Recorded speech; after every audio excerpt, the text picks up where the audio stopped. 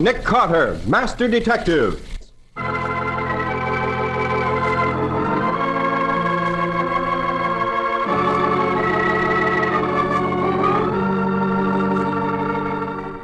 This is the story of a man known the world over as one of the most daring and resourceful characters in the history of detective fiction. A man whose name has become a symbol of the triumph of right and justice over the sinister forces of crime and lawlessness.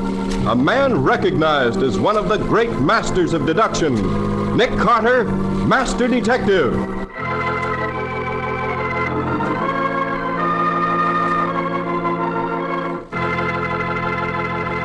Today's curious case, the museum tragedy. Another exciting chapter dramatized from the life story of Nick Carter.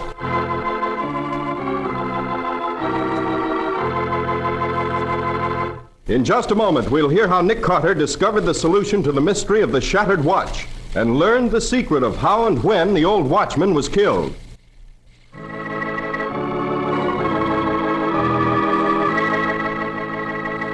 And now for today's strange case from the life of Nick Carter.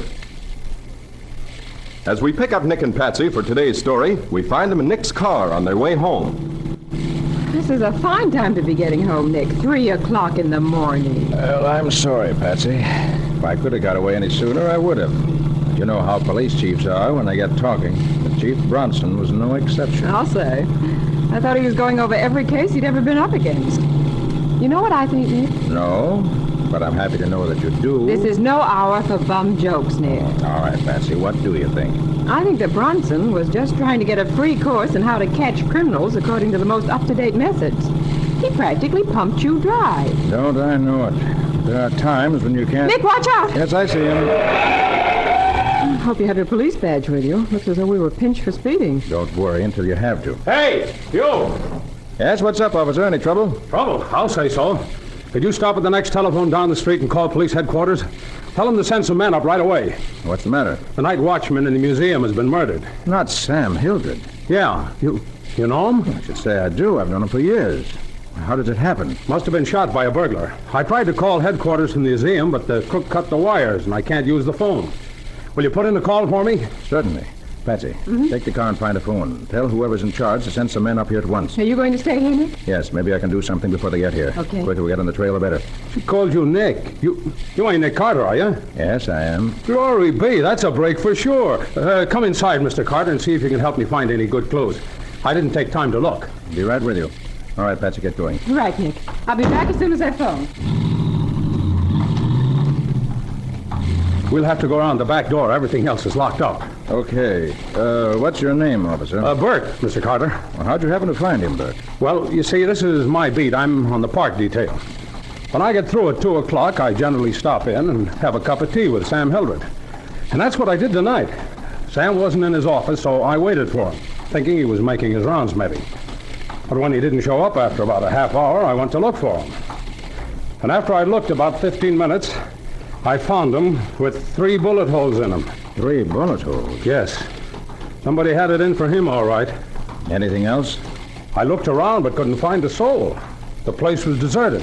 Then I went back to his office to use the phone. But as I said, the wires had been cut. I didn't want to leave here until somebody came, so I stopped the first car that went by. And it happened to be you. Well, let's go in and see what we can find. The killer must have left some clues somewhere. They all do.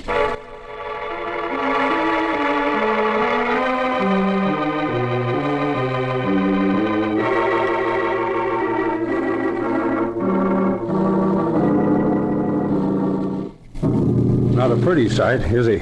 No. 3 bullet holes are never pretty to look at. Now, this is rather odd. What's that? You notice how 2 of the bullets got him right near the heart? Both apparently fired from a distance. Either one would have killed him. The 3rd shot got him in the abdomen. And that one was fired from up close. Yeah. You can see where it burned his vest. That is a funny one. He must have wanted to be sure he was dead. Yeah, it looks as if there's a watch in this pocket where the bullet went through. Yes. The bullet smashed right through it. Stopped it at 2:27. That tells us the time of the murder, all right. That's one clue we got anyway. Apparently. Well, if this was done by burglars, something must have been stolen. Let's see if there's anything missing. I saw a broken display case when I was looking for Sam, Mr. Carter. Right over here. Oh, yes.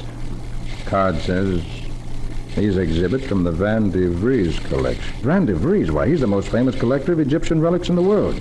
These things must be very valuable. Can you see what's missing, Mr. Carter? No. Something missing here in the center of the collection, but I didn't know what was there. We'll have to get the museum's curator to tell us that. Anything else gone? I didn't see anything, but I wouldn't know either. Well, let's have a look around. See if we can find anything out of... Well, here's a gun. Not much good to us, I'm afraid. The number's been filed off. As far as I can see, there are no prints on it either. Well, maybe some show up in the laboratory, but I doubt it from the looks. Yeah, this is the gun, all right. 3 shots fired recently. Somebody's coming, Mr. Carter. This is very bad for our reputation, Lieutenant Riley. Not all it's bad for. Oh, is that you, Nick? Right first time, Riley. So they dragged you out of bed, did they? I'll say they did. I wish murderers would be more considerate and do their killing in the daytime. Nick, this is Mr. Steiner, the curator of the museum. I brought him along to see what's missing. Oh, Mr. Carter, this is terrible. Such a thing hasn't happened here in 20 years. And do you know what's been taken? No, I left that for you. Oh, your watchman is over here if you want to see him. Merciful heavens. The Van de Vries case is broken open. The most valuable collection in our whole... Lieutenant Riley, the Ankatara scarab is gone. The what is gone? The Ankatara scarab. It's almost priceless.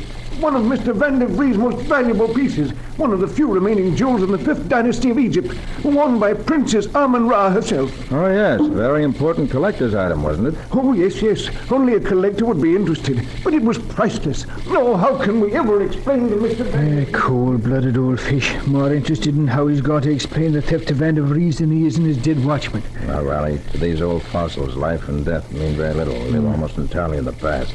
Oh, there you are, Lieutenant. Oh, hello, Williams. Well, what do you got here? Look, you and McGlone go over everything. Get fingerprints if you can, and get plenty of pictures of the car. Yeah, we know. Usual stuff. You don't have to tell us. Well, get busy then.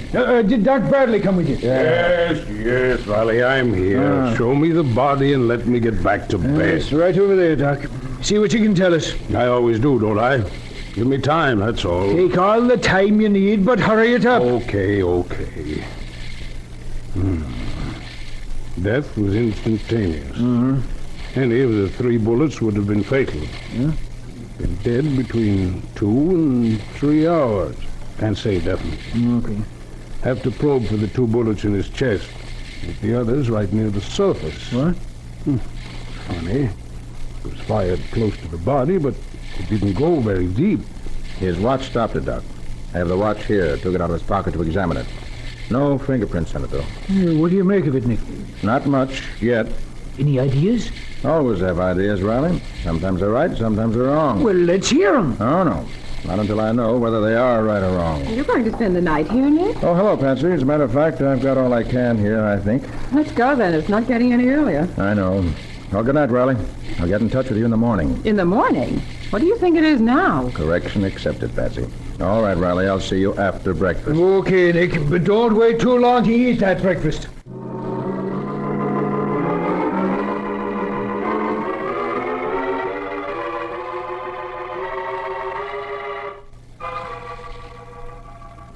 Good morning, Nick. Oh, morning, Patsy. Didn't expect you for hours yet. Well, I was going to sleep late, but I was too curious to find out about the murder. The true professional instinct. What are you doing, Nick? Going through our files, trying to pick out all the crooks who'd be interested in stealing the missing scarab. Oh, would that be a special kind of crook? Definitely, because there's only a very limited call for such things, and the thief would have to know where he was going to dispose of it before he stole it. Oh, I see. And only very few crooks would know where to get rid of a scarab after they got hold of it. Only a collector would be interested in buying it. Have you found many names? Only 3 so far. Who are they? Now, just a minute. I'll look through this last batch. All right. Just a few more cards. No. Guess these 3 represent the most likely-looking suspects. What are their names? Danny Milson, Jim Powell, and Jack Grogner.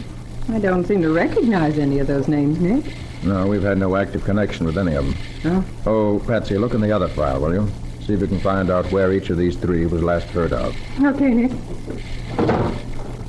What was that first name? Danny Mearson. Mearson.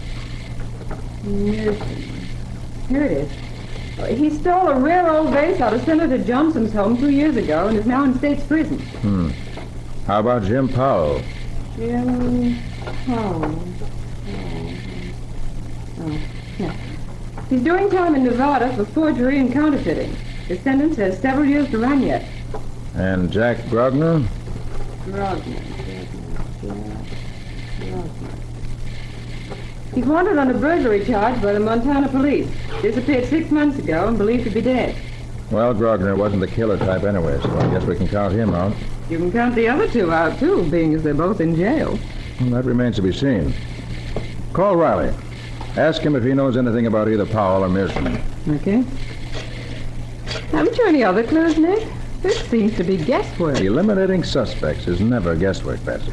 It's part of the routine work that solves many a case, where more spectacular means fail completely. Police headquarters, Lieutenant Riley speaking. Lieutenant, this is Patsy. Oh, hello, Patsy. What's Nick doing? Still sleeping? Indeed he's not. He's working on last night's murder. Well, has he got anywhere? We don't know yet. That's what I called you about.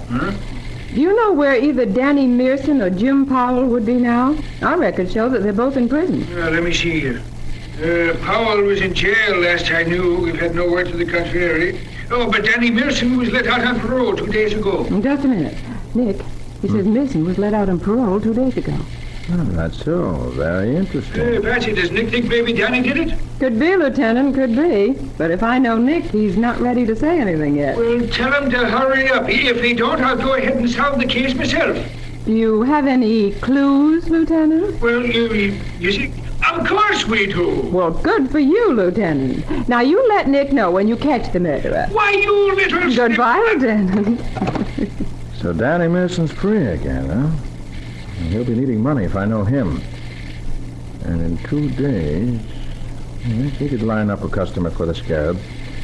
He'd need money in a hurry. He always was a snappy dresser. He used to be known as the Dude. And he couldn't buy any snappy outfits than what the prison would give him when he left. But you've got nothing against him, Nick.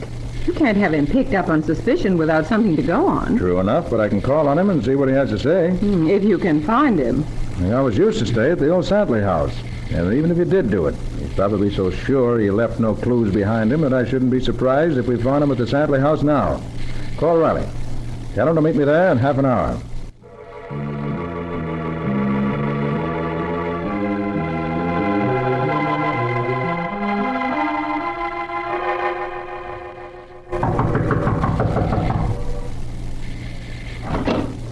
Well, Hello, Danny. Do you mind if we come in? what's this all about? Just a little visit. We want to look over your apartment. Yeah? Got a warrant to search it? We sure have. What's the idea, anyway? Well, are you going to invite us in, or do we have to knock you down and climb over you? All right. Come on in. Come on, Nick. We are invited in. Thanks. Take a look around, Nick. I'll keep an eye on our friend Danny here.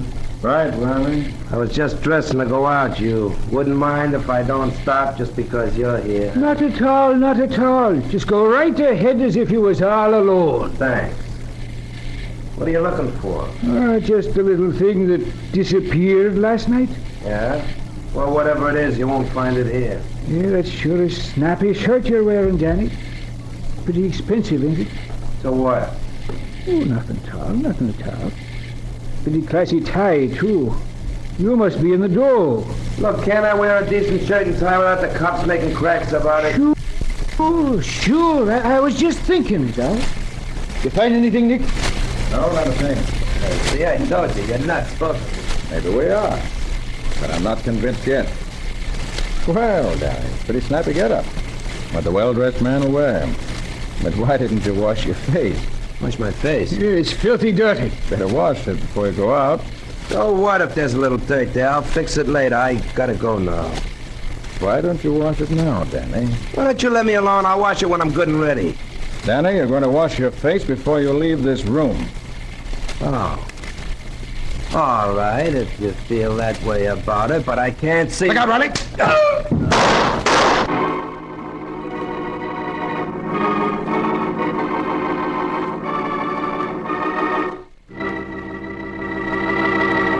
Well, Nick insists that Danny Mearson wash his face, and Danny objects strongly to doing so. What is behind this? And who shot who and why? We'll see in just a moment.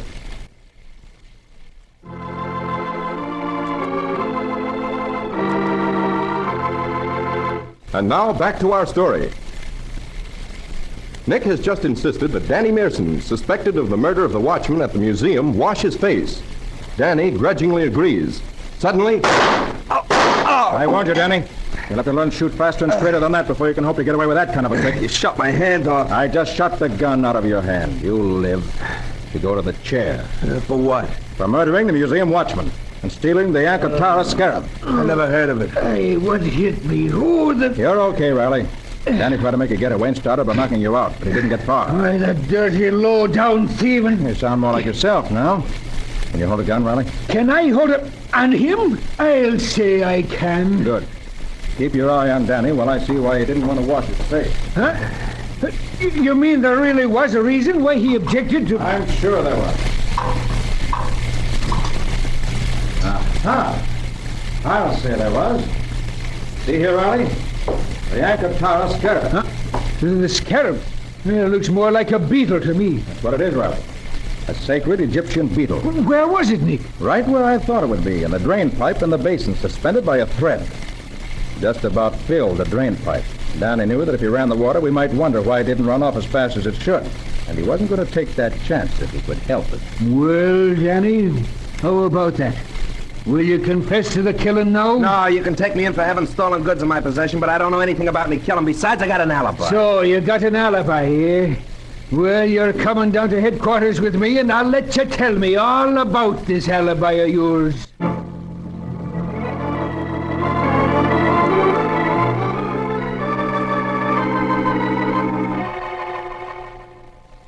You still think that Danny Mearson killed him, Nick? I feel sure he did that.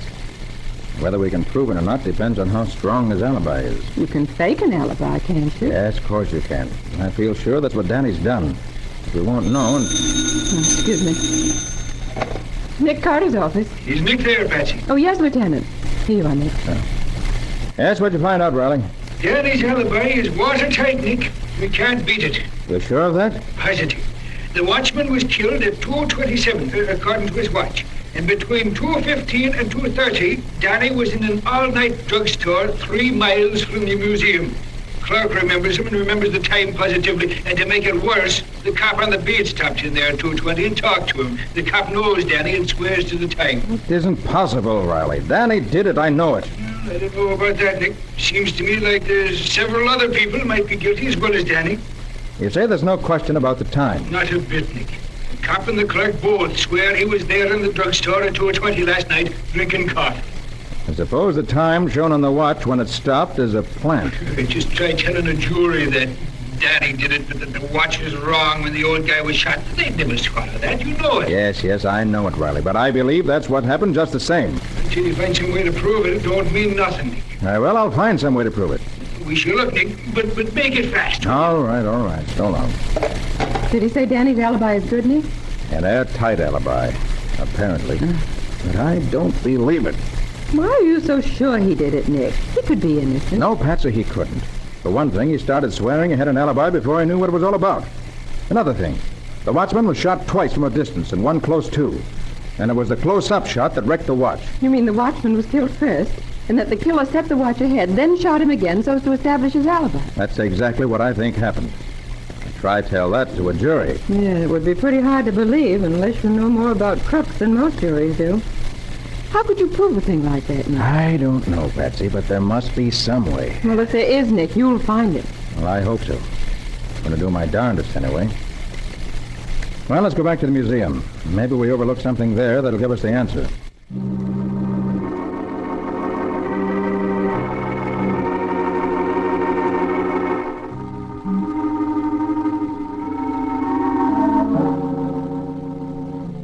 Is there anything else you'd like to see, Mr. Carter? No, I think not, Mr. Steiner.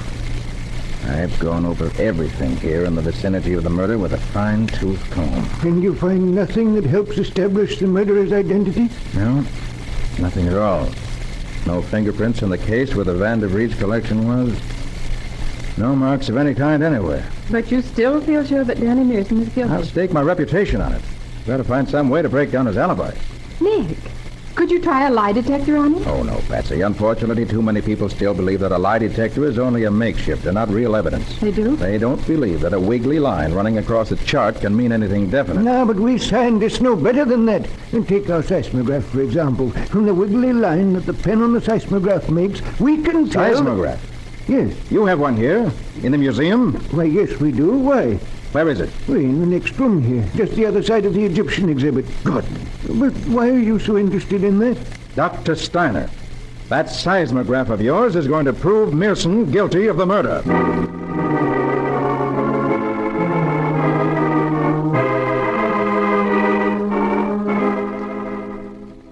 Well, Nick, we're all here, just as you wanted. What's up? Yes, Mr. Carter.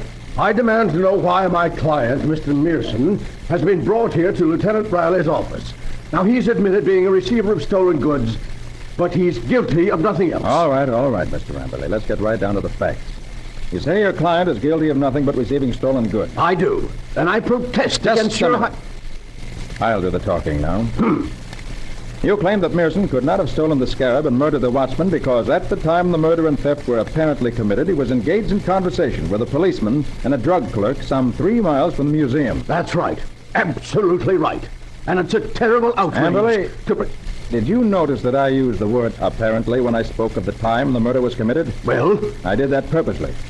The watchman's timepiece was set ahead by Mearson to establish an alibi for himself. That's a lie. It ain't true. Oh, that's ridiculous. Not quite as ridiculous as you might think. The evidence I have here is unemotional, truthful, and positive. It's a seismographic chart. A what? What's that? Yeah, Nick, well, what in the name of the far science is a seismographic chart? Yeah. I'll tell you. In the room next to the Egyptian collection is a seismograph. Huh? It's an instrument used to detect earthquake tremors, and it's so sensitive that it'll record even the slightest disturbance. I have here the chart that was made on the seismograph at the museum last night. Oh, all this is most irregular. So's murder, Mr. Ramberley. Now notice. At 12:45, there was a slight tremor, or trembling of the earth, due to some distant earthquake. At 1:05, 5 minutes past 1, there were 2 sharp eruptions in the immediate vicinity. The reason for them is not definitely determined, but they could have been caused either by nearby blasting or by the reports of a gun shot off in the next room. And there was no blasting done last night. Oh, get to the point, Carter. My time is valuable. Human life is valuable, too. The next thing this chart shows is that at 1:17, 17 minutes past 1, 12 minutes after the first 2 shots, there was another sharp report recorded. And from then on, until 15 minutes before 6, the line is straight as a die. Which means simply that no shots were fired in the museum between 1:17 and 5:45 in the morning. Then that means that the watchman was shot and killed at 5 minutes past 1. Danny turned his watch ahead and shot him again at 17 minutes past 1, which gave him plenty of time to get to the drugstore and set up his alibi. Oh, Nick, that's wonderful. It's as good as a lie detector. But that doesn't prove That's that... no use, Amberley. They got me. But Danny... It all happened just like they said. I swiped the scarab, but the old guy caught me as I came out of the room, so I had to bump him off. And I fixed the watch to give me an alibi. They got me licked with that... Let's call it a truth machine, Danny, because that's what it really is. It tells the truth. And in this case, makes others tell the truth, too. A wonderful machine, Danny. A wonderful machine.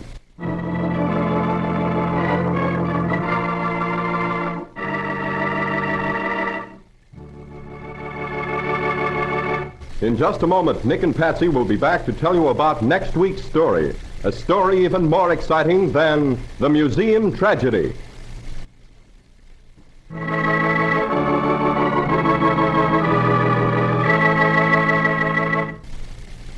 Lorne Clark is starred as Nick with Helen Choate as Patsy. Original music is played by Lou White. The entire program was written and directed by Jock McGregor.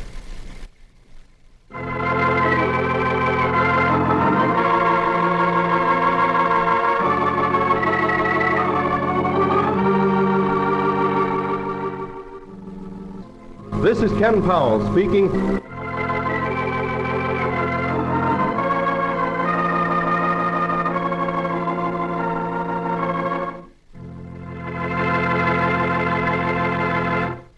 This is the Mutual Broadcasting System.